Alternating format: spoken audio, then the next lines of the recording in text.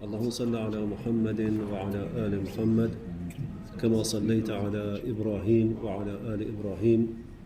اللهم بارك على محمد وعلى آل محمد كما باركت على إبراهيم وعلى آل إبراهيم إنك حميد مجيد. اللهم صل وسلم على أصحابه ومن اتبعهم إلى يوم الدين. وبعد، أنا أشكر الأستاذ الدكتور غفران، وأشكر أيضا رئيس القسم الأستاذ الدكتور عبد المجيب، والأساتذة الأستاذ الدكتور إسماعيل عمارة، وكل الذين جاءوا وحضروا في هذا المكان. المفروض أننا كنا في مكان آخر، مكان نجتمع مع بعض حول ما يسمونه بالطاولة المستديرة لا يرأسها أحد، وندردش حول قضية من القضايا أو شخصية ذات قضية من القضايا الإسلامية أو العالمية.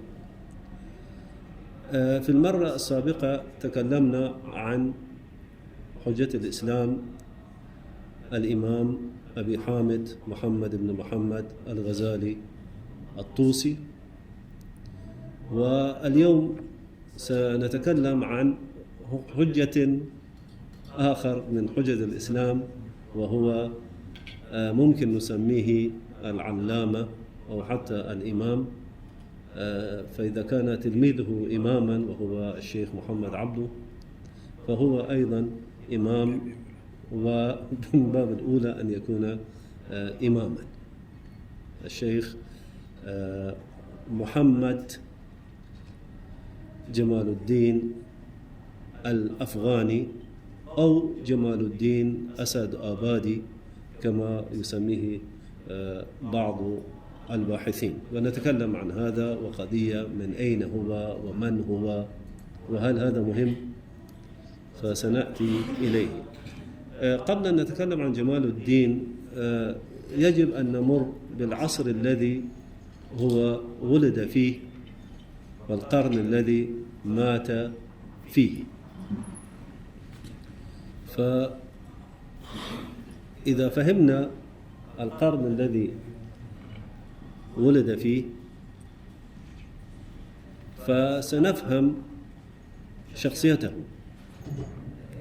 ونفهم فكره ورسالته.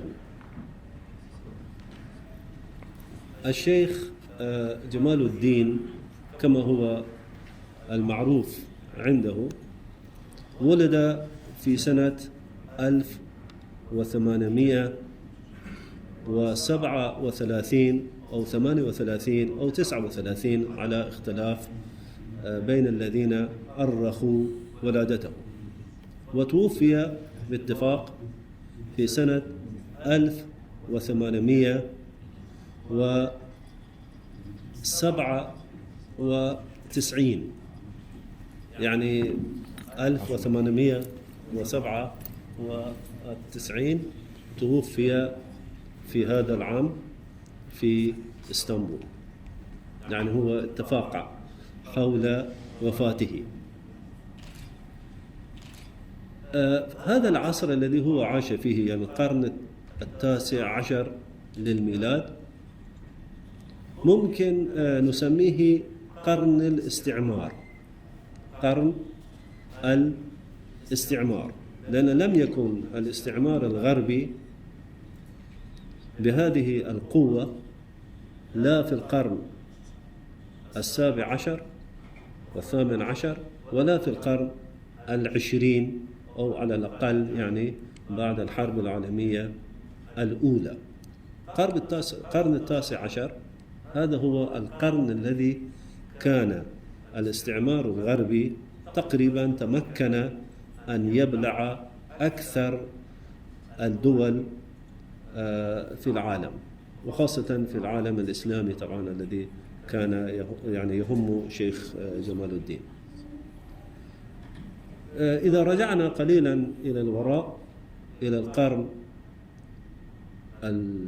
15 أواخر القرن الخامس عشر وأوائل القرن السادس عشر، نرى أن الإسبان والبرتغاليين، خاصة ولاية قشتالة وأراغون، استطاعوا إخراج المسلمين من إسبانيا. وهذه الدفعة التي أعطتهم لإخراج المسلمين من إسبانيا، خرجوا أيضا هم من قارتهم لكي يكتشفوا ولكي يستعمروا بعد ذلك. يعني هم بسرعة تقريبا في نفس السنوات نجد أنهم يرسلون سفنا وبواخر لكي يصلوا إلى الهند وإلى الصين. فبعض هؤلاء وصل إلى أمريكا واكتشفوا أمريكا كما يقولون، وبعضهم استطاع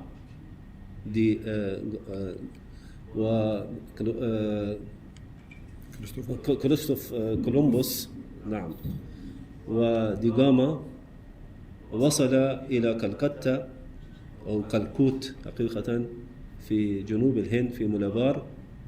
كلكوت في جنوب الهند في منطقة ملابار ما بين بامبي وباكستان الآن، في هذه المنطقة في سنة 1490، يعني في أواخر القرن الخامس عشر. وبذلك قطعوا تقريبا أرزاق المسلمين. يعني قبل ذلك المسلمون كانوا يقومون بالتجارة بين الهند والصين وأوروبا. بعد وجود الإسبان والبرتغاليين في هذه المناطق، أصبحت التجارة بيد الإسبان والبريطانيين، وأيضا استعمارهم لأمريكا وخاصة لأمريكا الجنوبية أثرت القارة الأوروبية. هم وجدوا ذهبا ومعادن أخرى فسرقوها وجاءوا بها إلى أوروبا، فأصبحت الدول الأوروبية غنية بعد أن كانت الثروة بيد الدول الشرقية. يعني تقريبا حتى في القرن السابع عشر، يعني السادس عشر، السابع عشر، يقولون أن 80% من الثروة العالمية كان في الدول الأربعة، يعني الصين، الهند، الدولة العثمانية، وإيران. هذه الدول الأربعة التي كانت عندها تقريبا 80% من الثروة العالمية GDP. ولكن بعد هذا بدأ الأمر يختلف، وكفة الدول الأوروبية بدأت تترجح على الكفة الإسلامية والشرقية، وهذه الدول أصبحت قوية وأصبحت غنية. ثم جاءت فرنسا وهولندا، وبدأت أيضا يعني تمشي نفس مشوار الدول، يعني إسبانيا والبرتغال. وبعد ذلك جاءت بريطانيا، وبدأوا أولا بغزو الهند من جنوب الهند، وتحت مظلة شركة الهند الشرقية وتحت مظلة التجارة. وهم استطاعوا أولا أن يحصلوا من الحاكم المغولي الإذن بأن يجمعوا الضرائب من إيالة البنغال والإيالات الجنوبية للهند. وبعد ذلك تقدموا أكثر فأكثر، ويعني تقريبا مع سنة منتصف القرن التاسع عشر كانوا أخذوا الهند كله ووصلوا إلى باب خيبر وبولان. وكان هناك خطر أيضا على أنهم سيغزون إمارة كابول، الدولة الأفغانية التي يعني تكونت بعد أحمد شاه أبدالي. كان هناك خوف من هذا. والناس ثاروا في سنة 1857 كما المعروف، ولكن الإنجليز استطاعوا أن يخمدوا الثورة، وتبدل الحكم من حكم الشركة الهندية إلى أن الهند دخلت كلية تحت التاج رسميا، وأصبحت الهند جزء من بريطانيا، وسكان الهند أصبحوا يعني citizen of Britain، يعني أصبحوا تماما تحت الحكم البريطاني. هذا من يعني في الهند. الهند انتهت، يعني هذه كان 4 دول أنا ذكرتها، الهند الآن انتهت، فبقيت الصين. ولكن البريطانيين أيضا كانوا يهربون الحشيش والمخدرات الأفيون إلى الصين، والصين أيضا دخل في نوم عميق. فبقيت بعد ذلك الدولة العثمانية والدولة الإيرانية، الدولة الصفوية في إيران، وبعد ذلك الدولة القاجارية والدولة العثمانية. هناك أيضا ظهر استعمار جديد في شمال، وهو الاستعمار الروسي، وكان أخطر على الدولتين من الاستعمار البريطاني. فالروس سرعان ما أخذوا المناطق من أيدي الدولة الشيبانية الأوزبكية، وأخذوا بخارى وسمرقند، وحتى أنهم وصلوا إلى الحدود الإيرانية، واستطاعوا أن يأخذوا أيضا مناطق من مناطق تركمانستان الآن من الحكومة الإيرانية، ووصلوا وأخذوا مرو أيضا. ومن جهة أخرى أيضا غزوا المنطقة التي تسمى بالقوقاز أو قفقاز، واستطاعوا أن يأخذوا أذربيجان ويقسموا أذربيجان إلى قسمين، فأخذوا أيضا أذربيجان من الحكومة الإيرانية. وقبل هذا بزمن ليس كثير استطاعوا أن يأخذوا جزيرة كريميا أو قرم من الحكومة العثمانية، يعني أخذوا هذه المناطق، وهذه الجزيرة كانت مسلمة تماما، يعني كان التتار المسلمون يسكنون في هذه الجزيرة. فأصبح حقيقة هاتان الدولتان الإسلاميتان مع أفغانستان هي 3 دول الآن بقيت تقريبا حرة غير مستعمرة. في هذا الوقت يعني شيخ جمال الدين ولد في هذا الوقت. الآن سنتكلم عنه ونرد يعني أقوال الذين تكلموا عنه وكتبوا عنه كثيرا، يعني الكتب التي كتبت عن الشيخ كتب كثيرة جدا، من المستشرقين، من العرب، ومن الإيرانيين، ومن الترك، ومن الأفغان.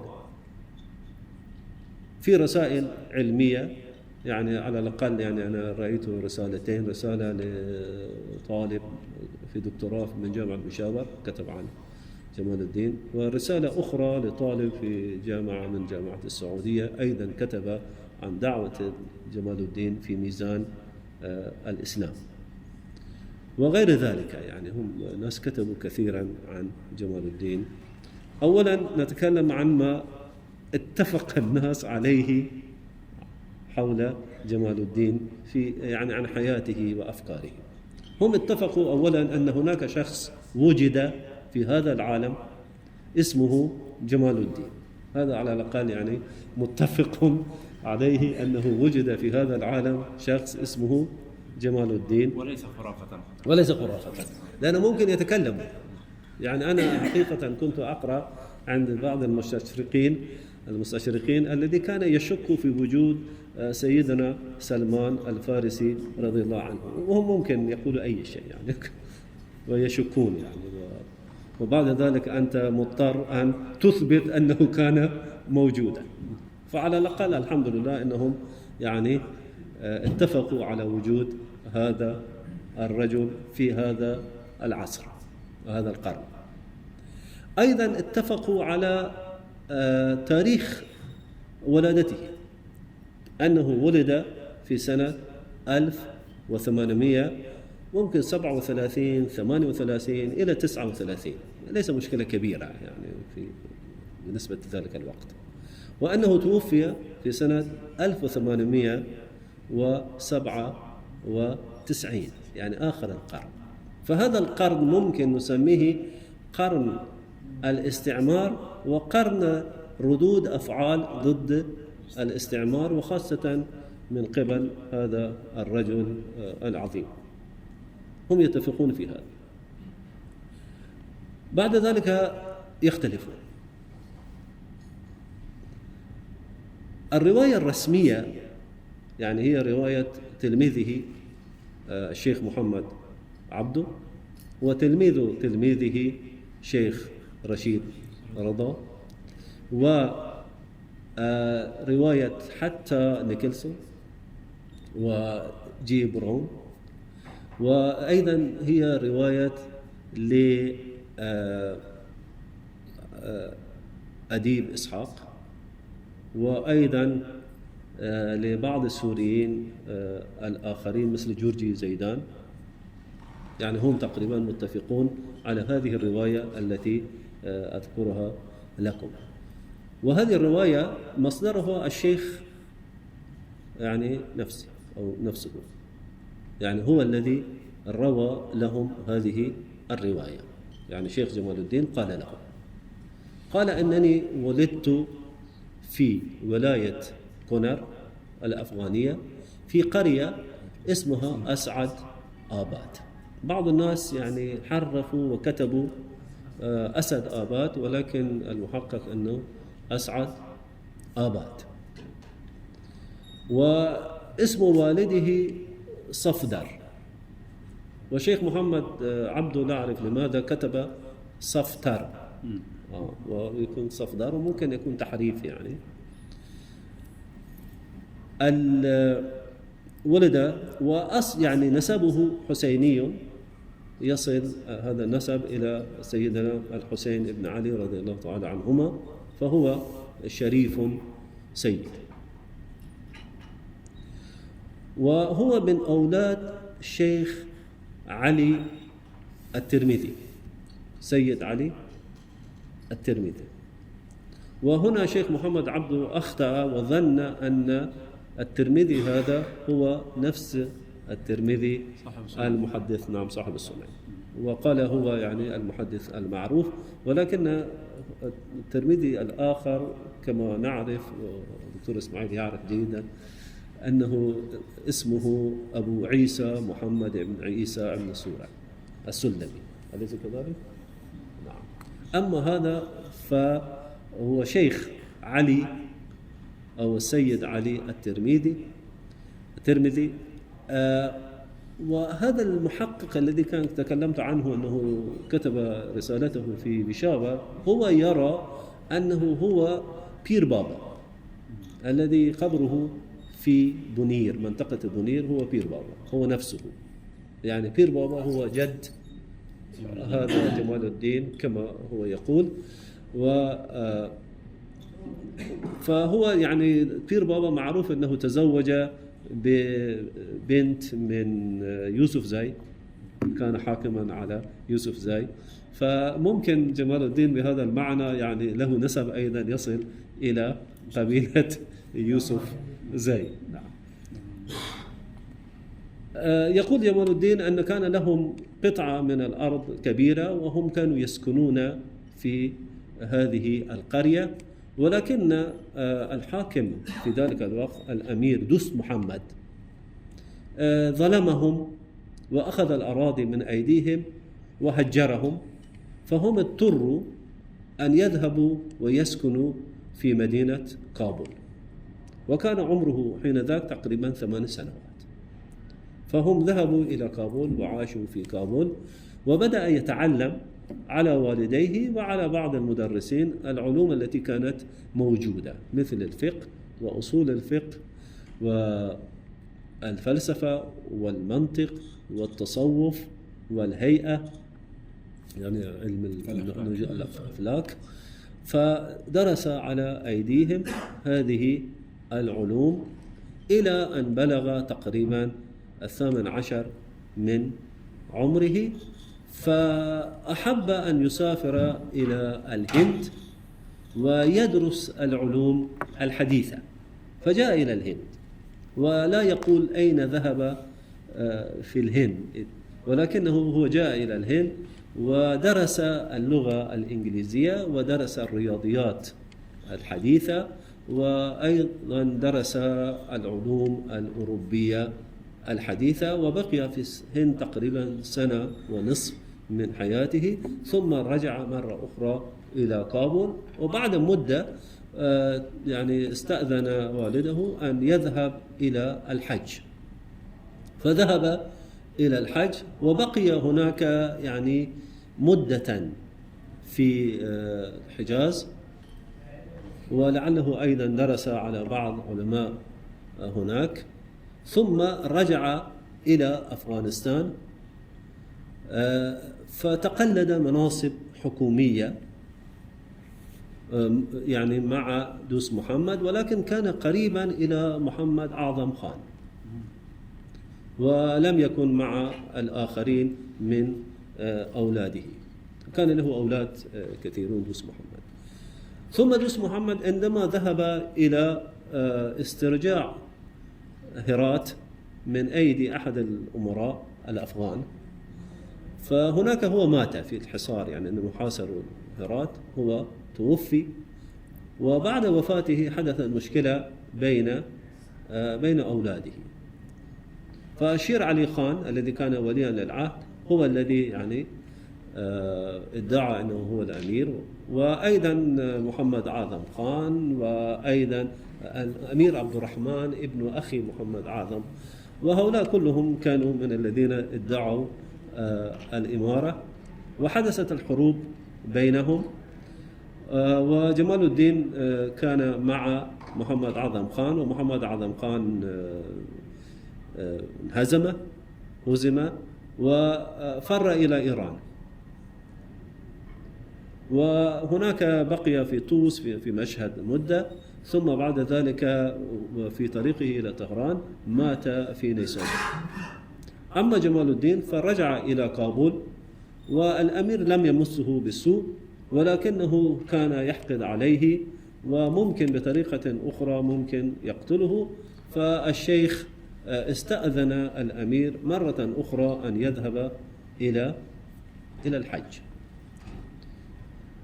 فذهب إلى الهند، ومن الهند ذهب إلى الحج، ونزل في بورسعيد في مصر، وذهب إلى القاهرة، وبقي هناك 40 يوما. جاءه طلاب كثيرون وتعلموا منه، وقرأوا على يديه بعض الكتب في الفلسفة وبعض الكتب في التصوف، ومحمد عبده يذكر هذه الكتب: المنطق والفلسفة والتصوف وأصول الفقه. وأصول الفقه الذي هو يذكر معروف أصول الفقه في مذهب الإمام أبي حنيفة، ودرسوا عليه. ثم هو لم يذهب إلى الحج، بل ركب الباخرة وذهب إلى أستانا، إلى الدولة العثمانية، وبقي هناك. ومن العجيب أنه اتصل بسرعة برئيس وزراء العثماني، وأصبح صديقا لنامق باشا وتحسين باشا، ويعني شخصيات كبيرة جدا في ذلك الوقت. بل بعد مدة يعني 6 أشهر عينوه في وزارة المعارف كمستشار، وهم كانوا يريدون هذا كان حدث بعد ما يسمونه التنظيمات العثمانية، يعني تجديد القانون وتجديد المواطنة وغير ذلك في الدولة، إصلاحات التي هم قاموا بها. فأصبح في هذه الوزارة. ثم كان أنه طلب منه أن يلقي محاضرة في جامعة دار الفنون أسسوها جديدا، وكان يعني رئيسها تحسين باشا، أن يلقي محاضرة. هو أولا قال أنا لا أستطيع، لغتي ليست يعني تركية، يار من تركي ومن تركي نمي دانم فكيف أتكلم؟ ولكن ألحوا عليه، وحسب ما يقوله الشيخ محمد عبده أنه كتب أولا بالفارسية ثم بعد ذلك ترجمها إلى التركية، وأرى يعني الورقة إلى كبار العثمانيين وقالوا جيد اذهب. وتكلم، وكان في شهر رمضان، وتكلم كلاما هو يعني شبه الدولة بإنسان، والملك أو الحاكم بالمخ والرأس، والصناع بالأيدي، والزراء مثلا بالكبد، وهكذا يعني، والملاحة أو الملاحين بالرجلين. ثم قال أن هذا الجسد يحتاج إلى الروح، والروح إما تكون النبوة وإما أن تكون حكمة الفلسفة. أما النبوة فهي منحة هبة إلهية، أما الفلسفة فشيء مكتسب. والفرق بينهما أيضا أن الفيلسوف ممكن يخطئ، وحتما هو يخطئ، أما النبي لا يخطئ أبدا، لأنه يعني يوحى إليه. قال هذا الكلام ولكن الشيخ شيخ الإسلام حسن أفندي، شيخ الإسلام شيخ حسن أفندي باشا، هو بعد ذلك قال أن جمال الدين خرج عن دائرة الإسلام، لأنه يعني تكلم أن أيضا النبوة صناعة. نعم، وكيف إنسان يعني يقارن بالنبوة بالفلسفة. وبعد زاد عليه، قال أن هو يعني قال أن قال جمال الدين أن النبوة أيضا مكتسبة، الإنسان يكتسب النبوة.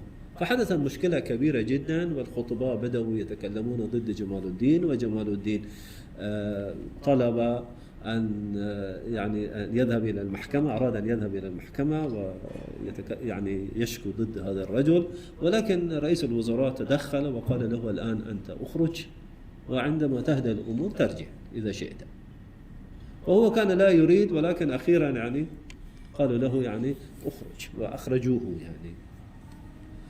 فأراد أن يذهب إلى أوروبا، ولكنه قال سأذهب إلى مصر لأيام، فذهب إلى مصر والتقى بمحمد رياض باشا، ورياض باشا قال له تبقى في مصر، ليس هناك مشكلة، ويعني عين له 1000 قرش مصري لكي يعيش بها شهريا.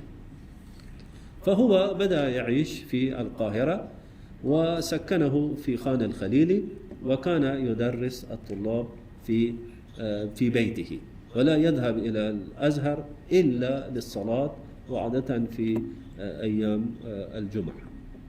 وبقي في مصر ما بقي، وأثر كثيرا جدا في الناس، خاصة كان يدرسهم كل هذه الدروس التي ذكرناها، ويشجعهم على الكتابة، بل أنه بنفسه يعني كان يسعى لدى الحكام حتى يأخذ الرخصة لإنشاء كما للصحف، كما فعل مع صحيفة أبو نظارة ليعقوب سنوء، وأيضا التجارة ليعقوب سنوء، والأهرام كان قبله، ولكن أيضا كان يكتب فيها ويشجع الآخرين أن يكتب بها، وأيضا جريدة المصر يعني التي أصبحت مشهورة ومعروفة بعد ذلك وغير ذلك.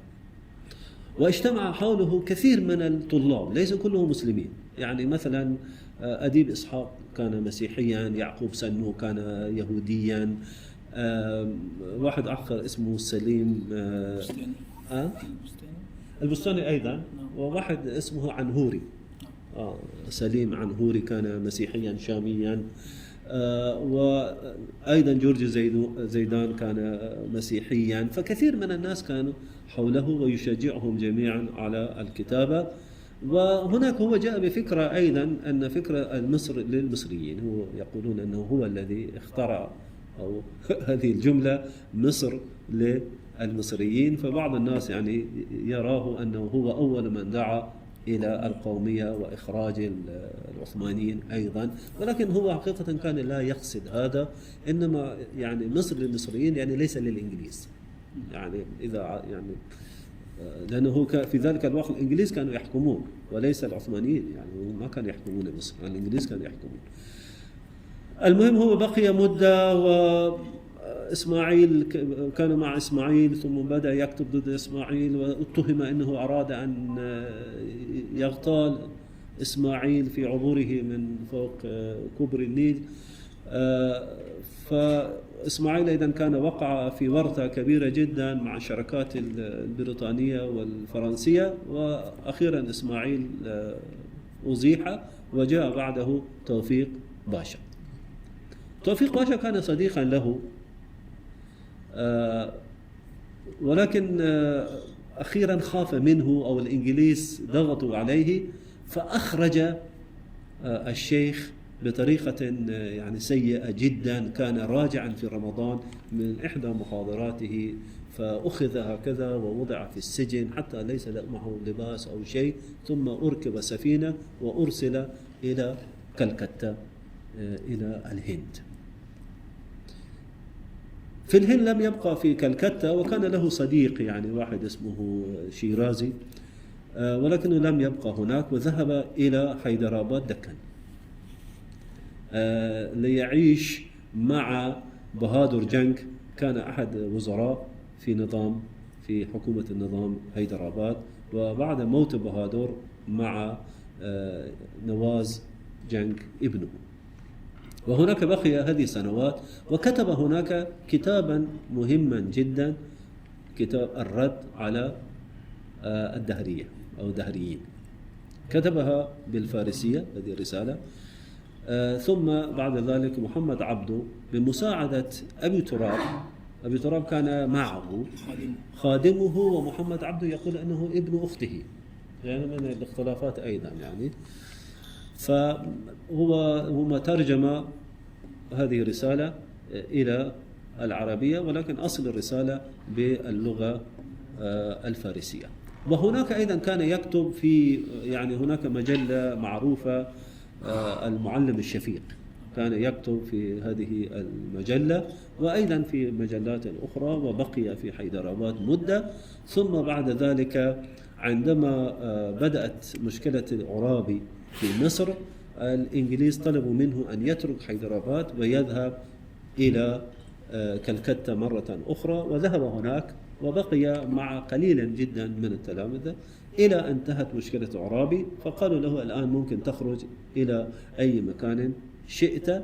فخرج الرجل إلى لندن، لندرة كانوا يسمونها، وبقي هناك مع صديق له مستر بلنت.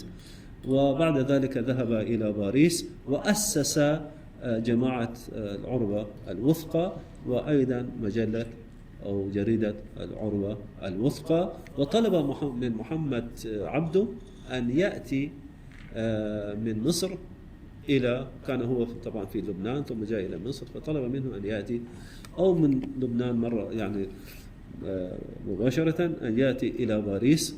و يعني هو كان محمد عبده كان رئيس تحرير الجريدة، والأفكار من شيخ شيخ الأفكار. هذه الجريدة لم تستمر لمدة طويلة جدا، لأن السلطات الإنجليزية كما هم يقولون يعني منعت وصولها إلى الهند وإلى مصر. ولكن أيضا القضية المالية كانت موجودة، لأنهم كانوا يوزعونها مجانا يعني، وهذا يحتاج إلى مال كثير. وهو أرسل محمد عبده إلى تونس حتى يجمع مالا من واحد جنرال تونسي اسمه جنرال حسين، ولكنه لم يستطيع أن يجمع محمد عبده أموال كثيرة. ومحمد عبده من تونس ذهب إلى مصر، وبعد ذلك لم يلتقيا إلى أن مات الأفغاني.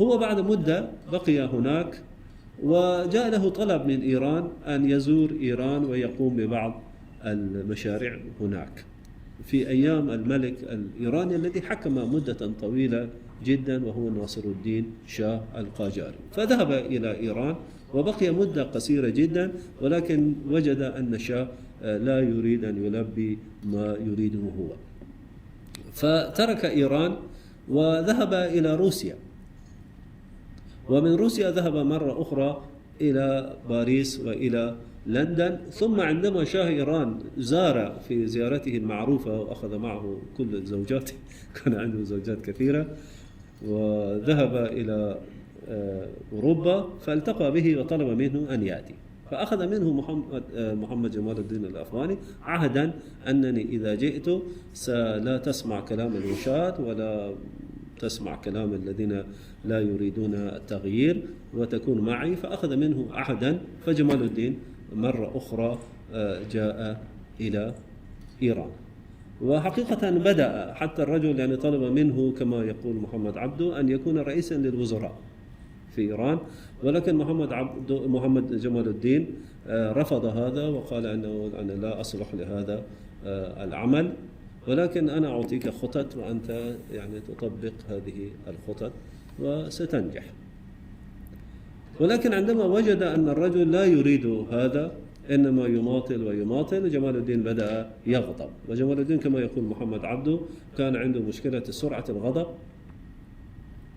هذه مشكلة كبيرة جدا، والاستعجال، كان يستعجل فلم يستطيع أن يعني يرضي الملك. والملك طلب منه أن يخرج، ولكنه ذهب إلى مقبرة شاه عبد العظيم قريب من مقبرة قريبة من طهران، وهناك اعتصم في هذه المقبرة لمدة طويلة جدا 6 أشهر.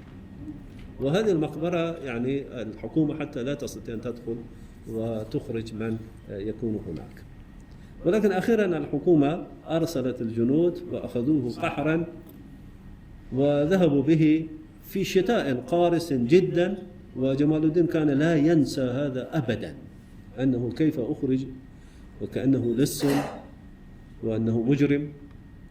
وأخذوه من طهران إلى حدود مع العراق ورموه في العراق في الدولة العثمانية، ومن هناك هو ذهب إلى بصرة. ثم بعد ذلك يعني من بصرة وأيضا بطريقة عجيبة، أو ممكن ذهب إلى لندن ثم ذهب إلى الدولة العثمانية في كلام، ولكن وصل مرة أخرى إلى الدولة العثمانية. وكان أيضا الخليفة قد تغير، المرة الأولى كان عبد العزيز هو الخليفة، والآن أصبح عبد الحميد الثاني هو الخليفة. وعبد الحميد قربه، وكان يريد عبد الحميد التقريب بين الدول الإسلامية أن تكون معا وتقف عند الاستعمار، يعني تقريب بين إيران وبين الدولة العثمانية من جهة، وتقريب بين إيران والدولة العثمانية وأفغانستان وحتى روسيا، لأن هذه الدول ممكن إذا وقفت مع بعض ممكن تستطيع أن تغزو الهند وتخرج الإنجليز من الهند. كان يعني يتمنى ذلك. وعبد الحميد أيضا يعني شكره، وهو بدأ يكتب الرسائل إلى كثير من الزعماء المسلمين. ولكن أيضا هذه الفكرة لم تستطيع أن ما نجحت، يعني بعد سنة سنتين ما نجحت. ولكن هو بقي في تركيا إلى أنه آخر عمره أصيب بسرطان في كفه في فكه عفوا، يعني وأجري له عملية، ولكن العملية لم تنجح وهو مات بهذا المرض. هذه الرواية المعروفة. هناك رواية أخرى هي رواية شخص قال أنه ابن أخت جمال الدين، وهو لطف الله ميرزا لطف الله خان. قال جمال الدين خالي، وجمال الدين ليس أفغانيا أبدا، إنما هو إيراني، ولد في قرية اسمها أسد آباد تابعة لمدينة همدان تقريبا في نفس السنوات. هو عين 1839 ولد في هذه القرية. وهناك إخوانه، وهناك له أخ فلان وفلان وفلان، وعنده قبور لأجداده ولإخوانه، وأنا ابن أخته وله أخ فلاني وأخت فلانية أختان وفلان وفلان، وذكر هذه الأسماء في كتاب. هذا الكتاب هو نشره في سنة 1925 و24 25. وفي هذا الكتاب يشرح أن الرجل من إيران، وأنه ليس سنيا، وأنه رجل شيعي ولد شيعيا ومات أيضا شيعيا. ويبعث فقال بهذا الكلام. جيد، يعني قضية ممكن ليست كبيرة جدا، لأن جمال الدين كان مثل الطائرة التي تطير فوق السحاب. يعني هذه القضايا المذهبية بالنسبة له لم تكن مهمة جدا عنده. كان أهم القضية أن يتحد المسلمون ويقفوا ضد الاستعمار، لأنه كان يخاف أن الاستعمار سيبلع هذه الدول كلها، وبعد ذلك يعني لا تبقى لا سنة ولا شيعة يعني كأفكار. فكان يعني همه الأول هذا.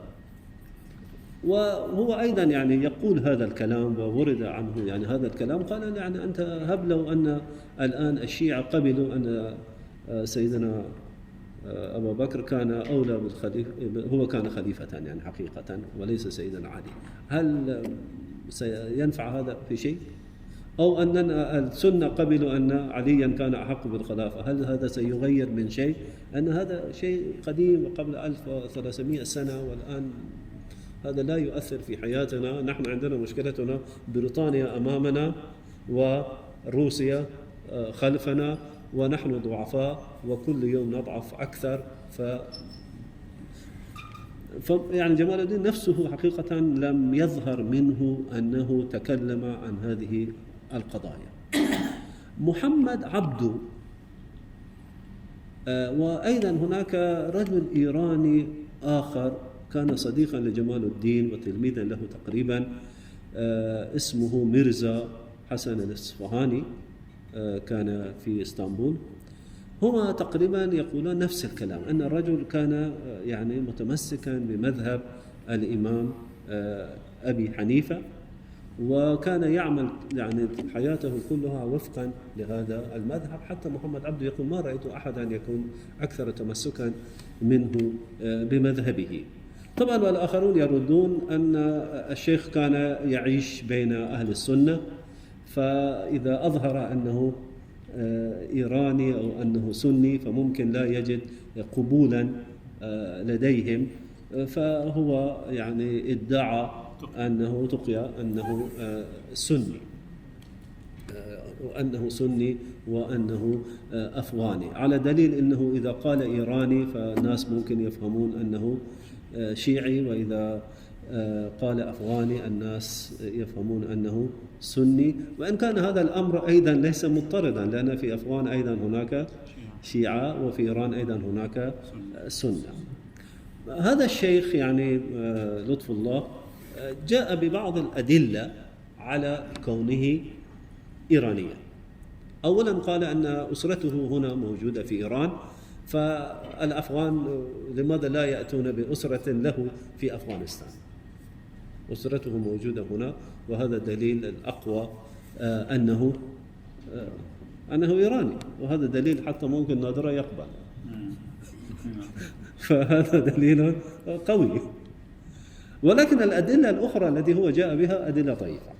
يعني مثلا قال أنه كان يعرف الفلسفة ودرس الفلسفة، والفلسفة تدرس فقط في الحوزات العلمية الشيعية، وهذا الكلام ليس صحيحا، لأن الفلسفة كانت تدرس أيضا في أفغانستان وأيضا في باكستان، والبشتون كانوا يعني يحبون الفلسفة وحتى الآن يعني ويدرسونها. وأيضا إذا قرأت عن شاه ولي الله دهلوي ستجد أن عصره كان عصر الفلسفة، وداماد مير داماد، وعصر ابن سينا، وعصر هؤلاء، وسهرواردي. وهؤلاء الناس. فيعني هذا ليس دليلا على أن الشيعة فقط هم الذين كانوا يدرسون الفلسفة. أيضا من الأدلة التي هو ذكرها في قضية أن والده اسمه صفدر، والصفدر هذا اسم إيراني فقط وليس عند غير الإيرانيين. والله أنا رأيت في هذه الجامعة أكثر من 5-6 من الصفادر. ولم يدعي أحد منهم أنه والد جمال الدين. فأيضا هذا أيضا ليس دليلا قويا على ذلك. وحقيقة أدلته غير الدليل الأول أدلة ضعيفة تضعف قضيته. وأيضا أن جمال الدين كان يتكلم باللهجة الإيرانية الفارسية الإيرانية وليس باللهجة الأفغانية لو درية. نعم، لو كان هذا الأمر صحيحا يعني اكتشف من أول يوم، فأنت لا تحتاج أن تأتي بدليل. العثمانيون كانوا يعرفون الإيرانيين وكان مشكلة له، يعني هذا دليل ضده تقريبا. ولكن الدليل الأول يعني قوي، فيحتاج إلى رد أقوى منه. ولكن لماذا أظن هناك حديث أن الإنسان لابد أن يقبل نسب الرجل إذا ادعى نسبا، صحيح ولا؟ فما دام هو يعني انتسب إلى أفغانستان فلماذا يعني نشك في ما قاله؟ ما الفائدة؟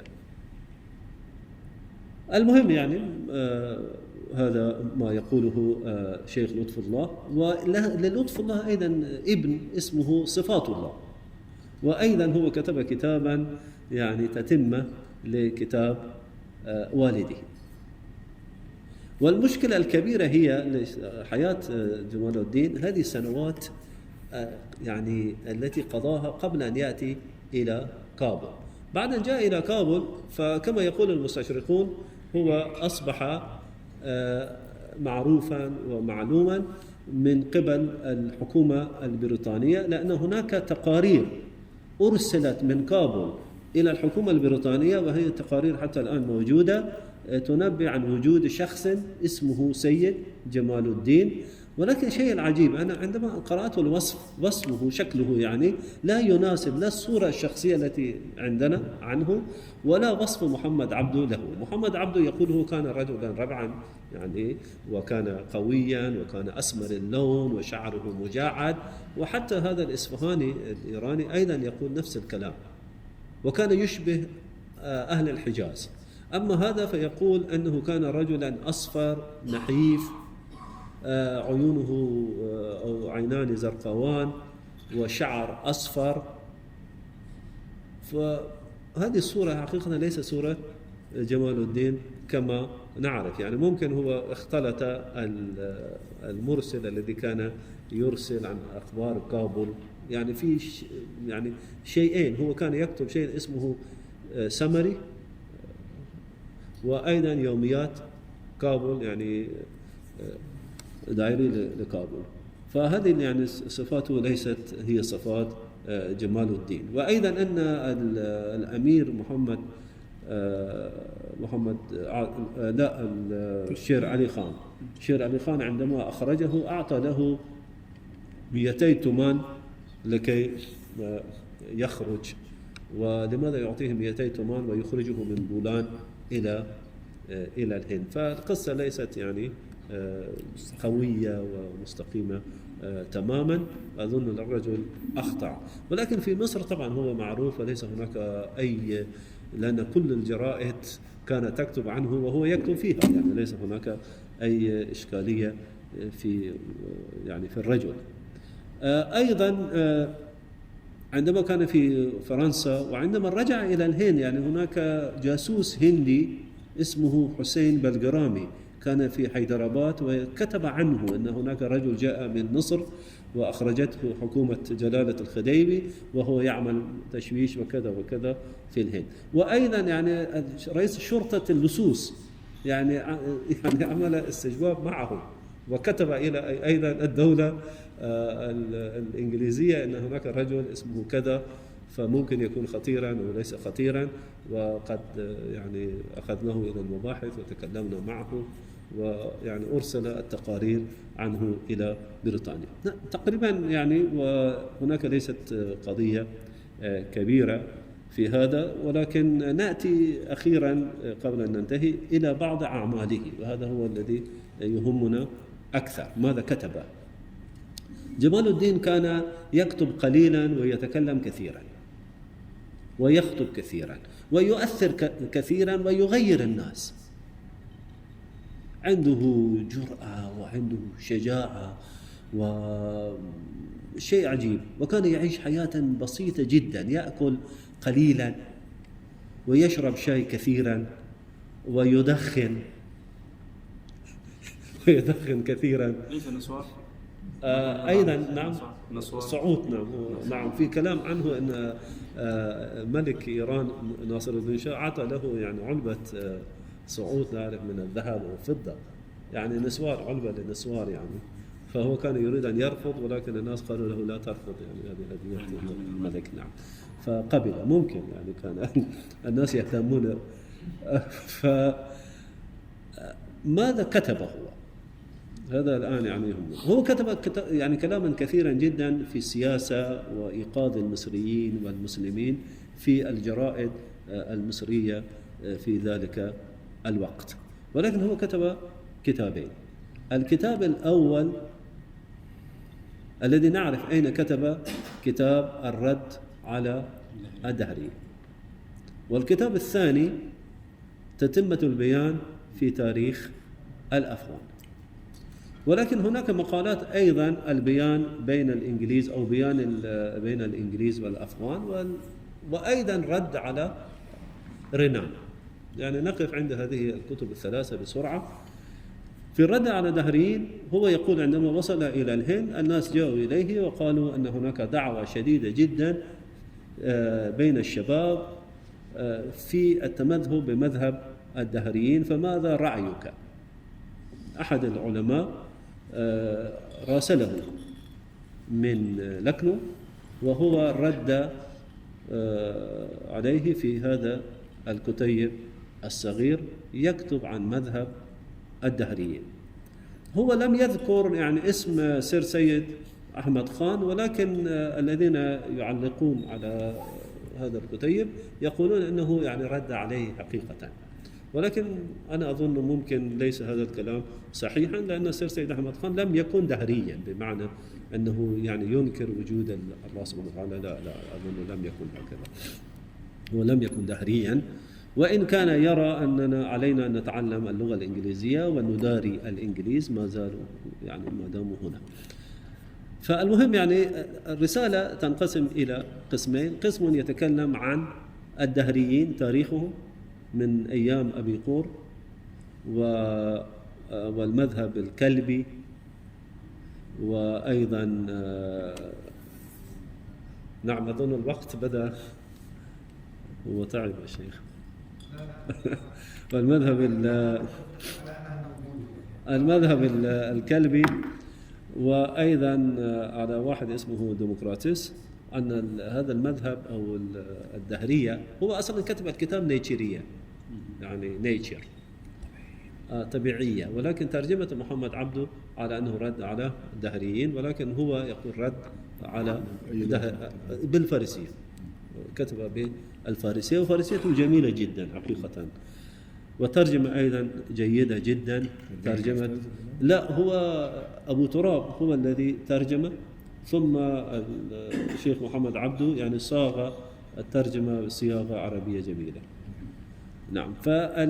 في الجزء الأول. في الجزء الثاني يعني يتكلم أن هذا المذهب مذهب قديم وظهر في أشكال متعددة في اليونان، وأيضا في إيران في شكل المانوية والمزدكية، وهي أصلا مذهب في شيئين: الإباحية وأيضا إنكار الخالق الإله. والجزء الثاني يتكلم عن الإسلام، وأن الإسلام كدين يعني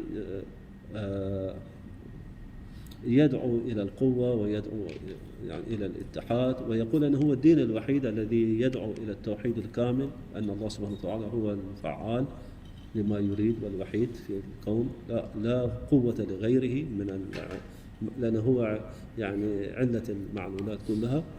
وأيضا يدعو إلى أن الإسلام يسوي بين الناس وغير ذلك، يعني 3 نقاط. وأيضا هو يتكلم عن قضايا أخرى، أن الذي يريده الدهريون هو قضايا 3 عقدية. أولا، كل أمة ترى أنها أقوى وأحسن من الأمم الأخرى، وهذا جيد جدا، لأن الإنسان لو كان يعتقد هذا الاعتقاد يتطور. الشيء الثاني أن الإنسان جاء إلى الدنيا وهو ملك يتصور نفسه أو أحسن المخلوقات، وهذا يجعله أن يعني يتصرف تصرفات جيدة في الدنيا.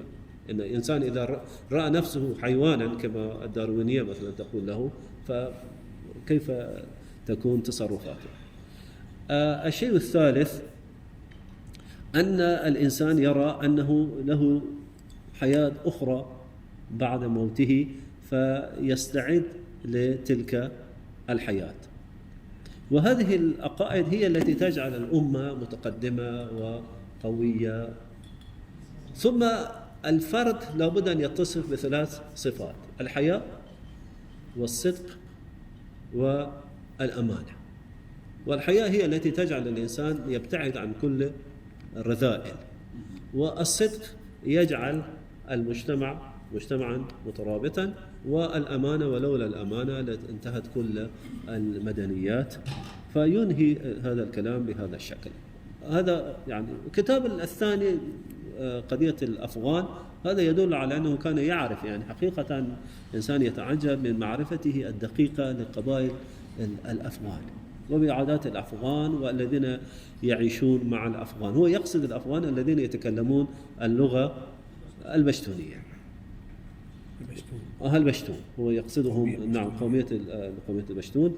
وأيضا يدرس دراسة دقيقة جدا عن أصول الكلمة وكيف جاءت، هل هم من اليهود أو ليسوا من اليهود، ويرد ذلك أن اللغة البشتونية هي أخت للفارسية، فكيف يكونوا هم يعني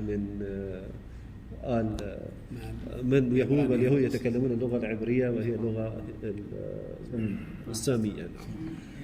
النقطة الأخرى أنه حقيقة دقيق جدا في أخلاق بشتون وأخلاق القوميات التي تعيش مع بشتون، وأن هذه الكلمة بختون وبتان وجمعها وكذا، يعني يتكلم عنها بطريقة دقيقة، وكأنه درس علم اللغة أيضا، يعني أنه ليس فقط عالما ولكن أيضا درس علم اللغة أيضا.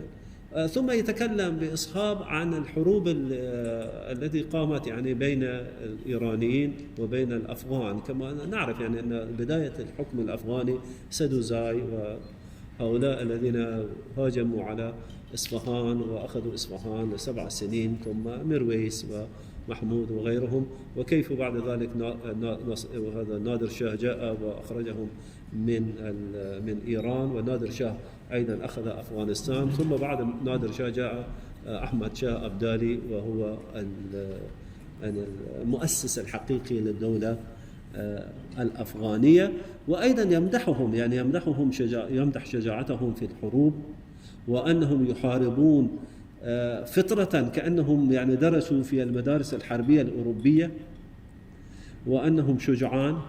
حتى يحكي قصة يعني أن أحد منهم فر من الحرب في إصفهان، فأخذه أميره رئيس الفرقة، قال: أين تفر؟ فأراه أن يده مقطوعة، فقال: أيها المخنث، أليس لك يد أخرى؟ وحتى إذا قطعت اليد أليس لك الأسنان؟ لماذا تفر؟ يعني لم يقبل أن يده مقطوعة، فيعني مو يجوز له أن يفر. فعندهم الشدة والحرب، ولكن أيضا قالوا مشكلتهم مشكلتان: أولا هم اتفقوا على ألا يتفقوا. الشيء الثاني أن يعني قضية كيف إنسان يصنع دولة وكيف يدير الدولة ليس عندهم، وأيضا لا يعمرون الأرض التي هم يعيشون عليها. يعني هو يذكرها أن هذه الأرض غير معمرة، مختلفة عن الدولة العثمانية يعني أو الدولة الإيرانية، أن الأرض الأفغانية هم لم يعمروها. في هذه قضية تتمة البيئة. هناك شيء آخر نقف معه وننتهي، رسالة الرد على رينان أرنست رينان. كان مستشرقا معروفا وفيلسوفا فرنسيا.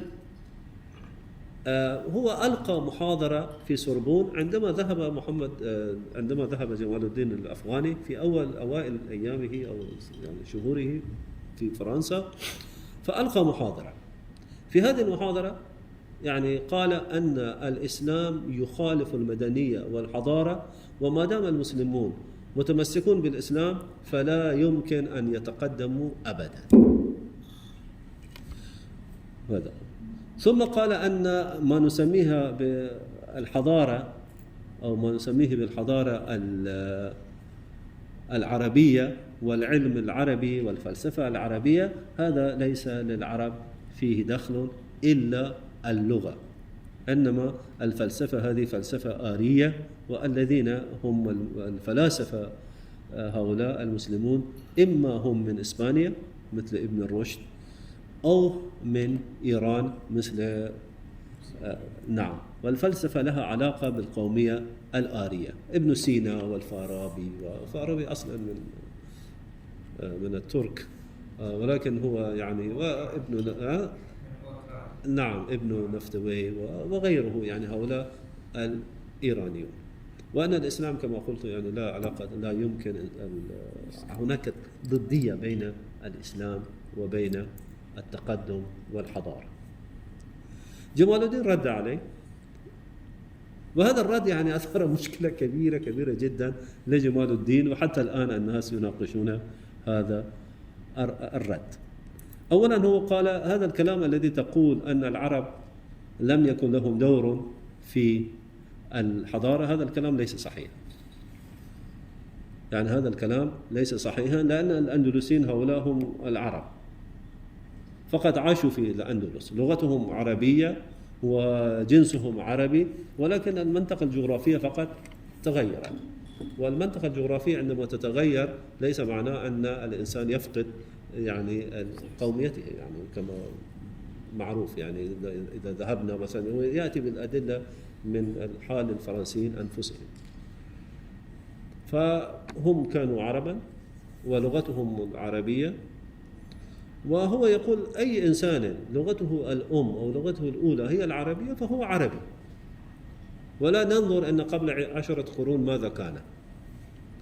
ثم الذي أنت تقول أن أهل الحران وأهل سوريا لم يكونوا عربا، فهذا الكلام ليس صحيح، لأن الحرانيين أيضا كانوا من القبائل العربية التي سكنت هناك قبل الإسلام، يعني مثل بني بكر وغيره. هو لا يذكر بني بكر ولكنهم كانوا هناك. أما النصارى والنسطوريون الذين ترجموا أيضا في الشام، فيقول هؤلاء غساسنة من قبيلة نعم بني غسان وهم عرب، فيرد على رينان. القضية الثانية أيضا أن يعني اللغة العربية فقط، يعني الفلسفة الإسلامية فقط فيها اللغة العربية، فأيضا يرد على ذلك. وأيضا قضية أن العرب لا يمكن أن يفهموا الفلسفة ويفهموا الفكر. هو كان يقول أن الفلسفة جلدها رقيق، إذا أخذتها إلى صحراء احترقت. يعني الفلسفة لابد أن تكون في بين الجبال والأماكن الباردة، فيرد عليه. ثم يبقى هي قضية هل الإسلام والمدنية والعلم الحديث يمكن أن يعيشا مع بعض؟ جمال الدين يبدو أنه يجاريه في هذا، يقول نعم، أنا أقول مثلك أن الإسلام لا يمكن أن يعني الإسلام لا يقبل الفلسفة، والفلسفة لا تقبل الإسلام، ولا يمكن أن يعيشا مع بعض، ولا بد واحد منهما ينتصر على الآخر. ثم يسأل أليس الأمر نفس الشيء مع المسيحية؟ المسيحيون أيضا يعني أنتم ما استطعتم أن تتقدموا إلا بعد أن قضيتم على الديانة المسيحية. فكثير من الناس قالوا أن جمال الدين غير رأيه. هذا الكلام يخالف تماما ما كتبه في الرد على الدهريين حقيقة. ولكن حقيقة عندما إنسان يقرأ بدقة يجد أن في آخر الجملة هو يقولها، يقول أن سيكون هناك صراع بين الفلسفة والدين، والدين سوف ينتصر، لأن الفلسفة تخاطب مجموعة قليلة جدا من الناس، ولكن الدين هو الذي يحرك وهو الذي ينظم أحوال كثير من الناس. فهو حقيقة لا يخالف قوله، وحتى لو ممكن تكون المشكلة بسبب أنه ترجمة، هو كتب بالفارسية أو بالعربية ثم ترجم ذلك بنفسه إلى الفرنسية، وكان لا يعرف الفرنسية، كما أيضا شرطة باريس كتب عنه أنه رجل يعرف اللغات ولكن لغته الفرنسية ضعيفة في ذلك الوقت، فممكن بهذا السبب. وكلام عنه كثير جدا، ويعني ممكن الإنسان ممكن يتكلم 5-6 ساعات عن هذا الرجل العظيم، فرحمه الله. وعلينا أن نقرأ ما كتب، لأن كلامه حتى الآن له مكانة، فكأنه يخاطبنا كما كان يخاطب الذين عاشوا قبل تقريبا 150 سنة قبلنا. وصلى الله على سيدنا محمد وعلى آله وصحبه أجمعين، والسلام عليكم ورحمة الله وبركاته.